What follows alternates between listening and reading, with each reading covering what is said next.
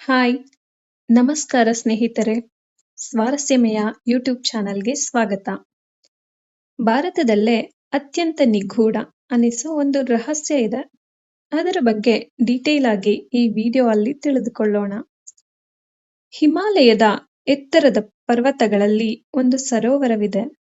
ಆ ಸರೋವರದಲ್ಲಿ ನೂರಾರು ಮಾನವ ಅಸ್ಥಿಪಂಜರಗಳು ಕಂಡುಬಂದಿವೆ. ಇದು ಭಾರತದ ಅತ್ಯಂತ ನಿಗೂಢ ಐತಿಹಾಸಿಕ ರಹಸ್ಯಗಳಲ್ಲಿ ಒಂದಾಗಿದೆ. ಆ ಅಸ್ಥಿಪಂಜರಗಳು ಯಾರದ್ದು? ಅವರು ಯಾರು? ಅವರು ಇಲ್ಲಿ ಹೇಗೆ ಬಂದರು? ಯಾವಾಗ ಮರಣ ಹೊಂದಿದರು? ಹೇಗೆ ಮರಣ ಹೊಂದಿದರು? ಇದೆಲ್ಲದರ ಬಗ್ಗೆ ನೀವು ಸಂಪೂರ್ಣವಾಗಿ ತಿಳ್ಕೋಬೇಕು ಅಂದ್ರೆ ಈ ವಿಡಿಯೋ ಸ್ಕಿಪ್ ಮಾಡದೆ ಫುಲ್ ನೋಡಿ. ಹಾಗೆ ಸಬ್ಸ್ಕ್ರೈಬ್ ಮಾಡದೆ ನೋಡ್ತಾ ಇದ್ರೆ ಸಬ್ಸ್ಕ್ರೈಬ್ ಮಾಡಿ. ರೂಪ್ಕುಂಡ್ ಸರೋವರ, ರೂಪ್ಕುಂಡ್ ಲೇಕ್ ಎಂಬುದು ಭಾರತದ ಉತ್ತರಾಖಂಡ ರಾಜ್ಯದಲ್ಲಿರುವ ಒಂದು ನಿಗೂಢ ಮತ್ತು ಅತ್ಯಂತ ಆಕರ್ಷಕವಾದ ಹಿಮನದಿ ಸರೋವರವಾಗಿದೆ.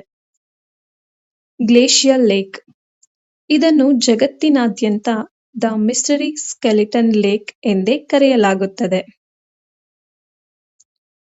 ಹಿಮಾಲಯದ ಮಡಿಲಲ್ಲಿರುವ ಈ ಸರೋವರದ ಸಂಪೂರ್ಣ ವಿವರ ಇಲ್ಲಿದೆ. ಉತ್ತರಾಖಂಡದ ಚಮೋಲಿ ಜಿಲ್ಲೆಗೆ ಸೇರಿದ ಇದು ಹಿಮಾಲಯ ಪರ್ವತ ಶ್ರೇಣಿಗಳ ತ್ರಿಶೂಲ್ ಮತ್ತು ನಂದಾಘಂಟಿ ಶಿಖರಗಳ ಮಧ್ಯೆ ಇದೆ. ಸಮುದ್ರ ಮಟ್ಟದಿಂದ ಸುಮಾರು 5029 ಮೀಟರ್ ಅಂದರೆ 16,499 ಅಡಿ ಎತ್ತರದಲ್ಲಿದೆ. ಇದು ಟ್ರೆಕ್ಕರ್ಸ್ ಪ್ಯಾರಡೈಸ್ ಅಂತ ಕೂಡ ಹೆಸರುವಾಸಿಯಾಗಿದೆ. ಈ ಸರೋವರ ತಲುಪಲು ಕಠಿಣವಾದ ಟ್ರೆಕ್ಕಿಂಗ್ ಮಾಡಬೇಕಾಗುತ್ತದೆ. ಈ ಸರೋವರದಲ್ಲಿ ಮತ್ತು ಇದರ ಸುತ್ತಮುತ್ತ ನೂರಾರು ಮಾನವ ಅಸ್ಥಿಪಂಜರಗಳು ಹ್ಯೂಮನ್ ಸ್ಕೆಲಿಟನ್ಸ್ ಪತ್ತೆಯಾಗಿವೆ. ಚಳಿಗಾಲದಲ್ಲಿ ಈ ಸರೋವರ ಸಂಪೂರ್ಣವಾಗಿ ಹಿಮದಿಂದ ಮುಚ್ಚಿರುತ್ತದೆ. ಆದರೆ ಬೇಸಿಗೆಯಲ್ಲಿ ಹಿಮ ಕರಗಿದಾಗ ಇಲ್ಲಿನ ಅಸ್ಥಿಪಂಜರಗಳು ಸ್ಪಷ್ಟವಾಗಿ ಕಾಣಿಸುತ್ತವೆ. 1942ರಲ್ಲಿ ಬ್ರಿಟಿಷ್ ಫಾರೆಸ್ಟ್ ರೇಂಜರ್ ಹರಿಕಿಶನ್ ಮಾಧ್ವಲ್ ಅವರು ಮೊದಲು ರೂಪಕುಂಡ್ ಸರೋವರದ ಬಳಿ ನೂರಾರು ಮಾನವ ಅಸ್ಥಿಪಂಜರಗಳು ಇರುವುದನ್ನು ಪತ್ತೆ ಮಾಡಿದರು. ಆ ಸಮಯದಲ್ಲಿ ದ್ವಿತೀಯ ಜಾಗತಿಕ ಯುದ್ಧ ನಡೆಯುತ್ತಿದ್ದರಿಂದ ಇವು ಜಪಾನಿ ಸೈನಿಕರ ದೇಹಗಳು ಇರಬಹುದು ಎಂದು ಬ್ರಿಟಿಷರು ಹೆದರಿದ್ದರು. ಆದರೆ ತನಿಖೆಯ ನಂತರ ಇವು ಅತ್ಯಂತ ಹಳೆಯ ಮೂಳೆಗಳು ಎಂದು ತಿಳಿದುಬಂದಿತು. ರೂಪಕುಂಡ್ ಸರೋವರ ಮತ್ತು ಅದರ ಸುತ್ತಮುತ್ತ ಅಂದಾಜು 300ರಿಂದ 800 ಜನರ ಅಸ್ಥಿಪಂಜರಗಳು ಇರಬಹುದು ಎಂದು ಸಂಶೋಧಕರು ಅಂದಾಜಿಸಿದ್ದಾರೆ. ಇಲ್ಲಿನ ಅತಿ ಹೆಚ್ಚು ಚಳಿ ಮತ್ತು ಹಿಮದ ವಾತಾವರಣದಿಂದಾಗಿ ಡ್ಯೂ ಟು ಗ್ಲೇಷಿಯಲ್ ಟೋಪೋಗ್ರಫಿ ಕೆಲವು ದೇಹಗಳ ಮೇಲೆ ಇಂದಿಗೂ ಕೂದಲು, ಉಗುರು ಮತ್ತು ಮಾಂಸದ ಭಾಗಗಳು ಹಾಗೆಯೇ ಸಂರಕ್ಷಿಸಲ್ಪಟ್ಟಿವೆ. ಆರಂಭದಲ್ಲಿ ಹಲವಾರು ಊಹಾಪೋಹಗಳು ಹರಿದಾಡಿದವು. ಕೆಲವರು ಇದು ಯುದ್ಧದ ಅವಶೇಷ ಎಂದು ನಂಬಿದರು. ಇನ್ನೂ ಕೆಲವರು ಇದು ಸಾಂಕ್ರಾಮಿಕ ರೋಗದಿಂದ ಮೃತಪಟ್ಟ ಜನರ ಗುಂಪು ಎಂದು ಹೇಳಿದರು. ಆದರೆ ಯಾವುದೇ ಸಿದ್ಧಾಂತಕ್ಕೂ ದೃಢವಾದ ಸಾಕ್ಷಿ ಇರಲಿಲ್ಲ. ನಂತರ ವಿಜ್ಞಾನಿಗಳು ಅಸ್ಥಿಪಂಜರಗಳ DNA ಮತ್ತು ಎಲುಬುಗಳನ್ನು ಅಧ್ಯಯನ ಮಾಡಿದರು. ಅಧ್ಯಯನಗಳು ಎಲ್ಲರೂ ಒಂದೇ ಕಾಲದವರಲ್ಲ ಎಂದು ಸೂಚಿಸಿವೆ. ಕೆಲವರು ಸುಮಾರು 1000 ವರ್ಷಗಳ ಹಿಂದೆ ಬದುಕಿದವರು, ಇನ್ನೂ ಕೆಲವರು ಬಹಳ ನಂತರದ ಕಾಲದವರು. ಕೆಲವು ಅಸ್ಥಿಪಂಜರಗಳಲ್ಲಿ ತಲೆಗೆ ಬಲವಾದ ಹೊಡೆತದ ಗುರುತುಗಳು ಕಂಡುಬಂದಿವೆ. ಒಂದು ಅಧ್ಯಯನವು ಅಸಾಮಾನ್ಯವಾಗಿ ದೊಡ್ಡ ಆಲಿಕಲ್ಲು ಮಳೆಯಿಂದ ಕೆಲವು ಜನರು ಸಾವನ್ನಪ್ಪಿರಬಹುದು ಎಂದು ಸೂಚಿಸಿದೆ. ಆದರೆ ಎಲ್ಲಾ ಅಸ್ಥಿಪಂಜರಗಳಿಗೆ ಒಂದೇ ಕಾರಣ ಎಂದು ಹೇಳಲು ಸಾಕಷ್ಟು ಸಾಕ್ಷ್ಯವಿಲ್ಲ. ಇದರ ಹಿಂದಿನ ರಹಸ್ಯವೇನು? The deadly hail storm theory. ವಿಜ್ಞಾನಿಗಳ ಸಂಶೋಧನೆಯ ಪ್ರಕಾರ ಕ್ರಿಸ್ತ ಶಕ 9ನೇ ಶತಮಾನದಲ್ಲಿ ಅರೌಂಡ್ 850 AD ಇಲ್ಲಿ ಭೀಕರವಾದ ಆಲಿಕಲ್ಲು ಮಳೆ ಸುರಿದಿತ್ತು.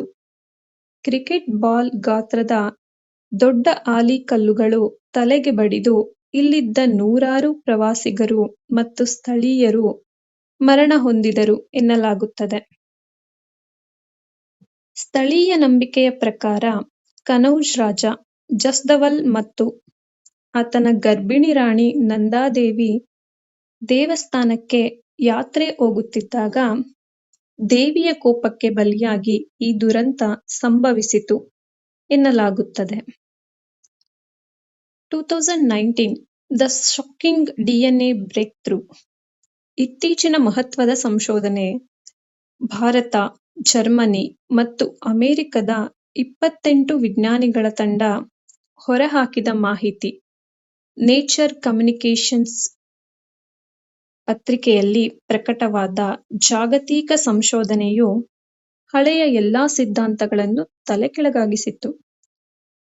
ಅವರು 38 ನಿರ್ದಿಷ್ಟ ಅಸ್ಥಿಪಂಜರಗಳ ಸಂಪೂರ್ಣ ಜೀನೋಮ್ ವೈಡ್ DNA ಅನಾಲಿಸಿಸ್ ನಡೆಸಿದರು. ವಿಜ್ಞಾನಿಗಳು ಪರೀಕ್ಷಿಸಿದ 38 ಅಸ್ಥಿಪಂಜರಗಳು ಒಂದೇ ಗುಂಪಿಗೆ ಸೇರಿದವರಲ್ಲ ಮತ್ತು ಅವರು ಒಂದೇ ಸಮಯದಲ್ಲಿ ಸಾಯಲಿಲ್ಲ ಎಂದು ಸಾಬೀತಾಯಿತು. ಅವುಗಳನ್ನು 3 ಪ್ರಮುಖ ಗುಂಪುಗಳಾಗಿ ವಿಂಗಡಿಸಲಾಗಿದೆ. Group A 23 ಸತ್ಯಾವಶೇಷಗಳು. ಪ್ರಸ್ತುತ ಭಾರತ ಅಥವಾ ದಕ್ಷಿಣ ಏಷ್ಯಾ ಮೂಲದವರು. ಕ್ರಿಸ್ತಶಕ 800ರ ಅವಧಿಯಲ್ಲಿ ಮರಣ ಹೊಂದಿದವರು. Group B 14 ಸತ್ಯಾವಶೇಷಗಳು. ಮೆಡಿಟರೇನಿಯನ್ ಪ್ರಾಂತ್ಯ, ಗ್ರೀಸ್ ಮತ್ತು ಕ್ರೀಟ್ ದ್ವೀಪ ಮೂಲದವರು. ಕ್ರಿಸ್ತಶಕ 1800ರ ಅವಧಿಯಲ್ಲಿ ಮರಣ ಹೊಂದಿದವರು. ಗ್ರೂಪ್ ಸಿ ಒಂದೇ ಒಂದು ಸತ್ಯಾವಶೇಷ, ಆಗ್ನೇಯ ಏಷ್ಯಾ, ಸೌತ್ ಈಸ್ಟ್ ಏಷ್ಯನ್ ಮೂಲದವರು. ಕ್ರಿಸ್ತಶಕ 1800ರ ಅವಧಿ. ಈ ಹೊಸ ತನಿಖೆಯಿಂದ ತಿಳಿದುಬಂದ ಏಕೈಕ ಸತ್ಯವೆಂದರೆ ಈ ಸಾವುಗಳು 1000 ವರ್ಷಗಳ ಸುದೀರ್ಘ ಅಂತರದಲ್ಲಿ ಕನಿಷ್ಠ 2 ಪ್ರತ್ಯೇಕ ದುರಂತಗಳಲ್ಲಿ ಸಂಭವಿಸಿವೆ. ಆದರೆ 1800ರ ಇಸವಿಯಲ್ಲಿ ಗ್ರೀಸ್ ದೇಶದ ಜನರು ಹಿಮಾಲಯದ ಇಷ್ಟು ಎತ್ತರದ ಸರೋವರದ ಬಳಿ ಏಕೆ ಬಂದಿದ್ದರು ಮತ್ತು ಅವರು ಹೇಗೆ ಮರಣ ಹೊಂದಿದರು ಎಂಬ ಪ್ರಶ್ನೆಗೆ ಇಂದಿಗೂ ವಿಜ್ಞಾನಿಗಳಲ್ಲಿ ಖಚಿತವಾದ ಉತ್ತರವಿಲ್ಲ. ರೂಪಕುಂಡ್ ಸರೋವರ ಇನ್ನೂ ಅನೇಕ ಪ್ರಶ್ನೆಗಳಿಗೆ ಉತ್ತರ ನೀಡಿಲ್ಲ. ಈ ಅಸ್ಥಿಪಂಜರಗಳ ಹಿಂದಿನ ಸಂಪೂರ್ಣ ಕಥೆ ಇಂದಿಗೂ ತಿಳಿದು ಬಂದಿಲ್ಲ. ನಿಮ್ಮ ಅಭಿಪ್ರಾಯವೇನು? ಇದು ಪ್ರಕೃತಿಯ ದುರಂತವೇ ಅಥವಾ ಇನ್ನೂ ಬಗೆಹರಿಯದ ಐತಿಹಾಸಿಕ ರಹಸ್ಯವೇ? ನಿಮ್ಮ ಅಭಿಪ್ರಾಯವನ್ನು ಕಮೆಂಟ್ನಲ್ಲಿ ತಿಳಿಸಿ. ಇಂತಹ ಇನ್ನಷ್ಟು ಐತಿಹಾಸಿಕ ನಿಗೂಢ ರಹಸ್ಯಗಳಿಗಾಗಿ ಸ್ವಾರಸ್ಯಮಯ ಅನ್ನು ಸಬ್ಸ್ಕ್ರೈಬ್ ಮಾಡಿ.